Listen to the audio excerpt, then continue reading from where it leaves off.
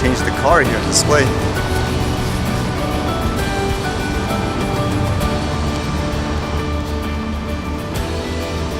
Holy cow, the sunlight just came out so bright. Too bad I couldn't get some shots earlier. It actually had a good kind of balance with the lighting and the clouds. Read a lot of odd things today. How about this one first? It says, video of Turkish villager who sees a drone for the first time goes viral, triggers controversy. So apparently the narrative is there's this guy, I guess, just being in the village and he's never seen a drone before, and it would appear that someone is following him with the drone. And because of this, he gets freaked out of it, I guess tries to like dodge it because he's afraid he's gonna get hit by it, even tries to throw rocks at it. But I guess this kind of raised the controversy of, this is what people do with the drones. Basically, they spy on people and they harass people. Whether or not this is real, I don't know. Kind of makes me think of that one before where there was a lady that came out with a shotgun or something like that in her house. Like, to me, that one looks so fixed in terms of like saying, oh, look, it's a drone spy. That seemed like people trying to capitalize on the trend. Although this was kind of fascinating that I disagree with if a drone flyer uses this as a reason to be able to, I guess, fly and film. Because I know a lot of people, they often say, hey, like, don't film me, it's a private place. But generally speaking, if you're in an open public and you're just capturing the scenery and you happen to be in it, then tough luck.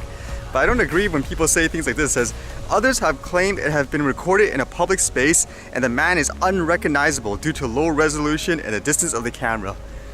Like, even if that was true technically, I don't think that is right to be flying your drone right into the subject, essentially, quote, harassing them. Like those type of people, I would say, you know, something should be done about that.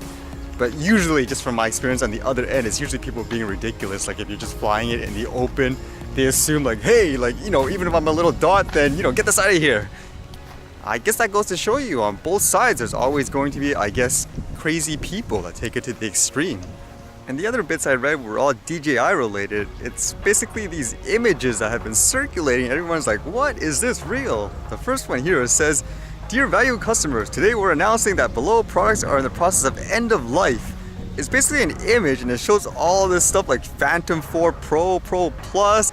Now I would assume things like end of life would mean they're not manufacturing it anymore.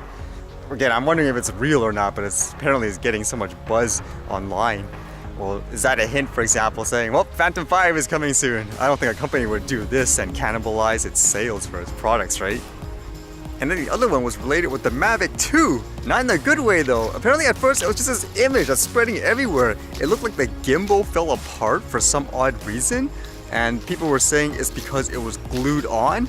And because of that, people are reacting saying, glued on? What kind of cheap process is that? Shouldn't you screw it in, for example? At first, again, I don't even know if it's real. But then apparently, I guess it is in terms of them gluing it on. Like there's an official response here from the official DJI forum when people brought it up. It says, the industrial glue process used for the Mavic 2 is an established technology and it's commonly used in consumer electronics industry, as well as having been previously used in multiple DJI products, such as the Phantom 3 and for Mavic Pro's gimbal. The gluing process has passed comprehensive and rigorous testing to make sure it matches the high quality standards that DJI sets to ensure that we deliver a safe product that can be used with the utmost confidence. For the case of the reported, DJI has promptly investigated the reason for the accident and handled the issue appropriately. So that's kind of interesting, huh? I guess they kind of verify it's real. Although it makes me wonder, like for things like glues and so forth, I wouldn't know. I'm assuming it's really common in a lot of electronics and stuff like what they said.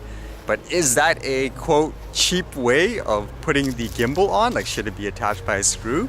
Because I know a lot of people would criticize for like a product that expensive. You should be using like all the high-end ways to produce it as possible. That's a general mentality anyways, right? And I think it's fair if the thing is really that expensive and they're selling a premium product. Actually, speaking of glue, I know this camera, the image doesn't look as sharp as it did when I first got it. And people were actually saying it's because the company actually used glue or something like that to attach one of the lenses or something like that. And the only way to fix it is to open it up. I'm not going to open this thing up. But in that example, people would say again, why use glue, for example?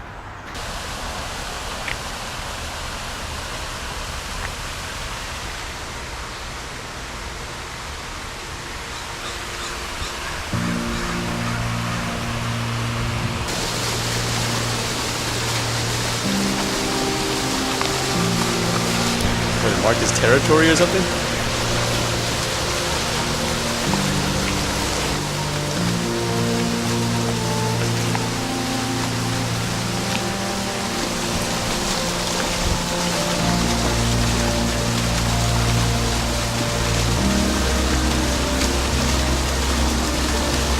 guess that thing's literally made that its home, just with people feeding and stuff after it was abandoned.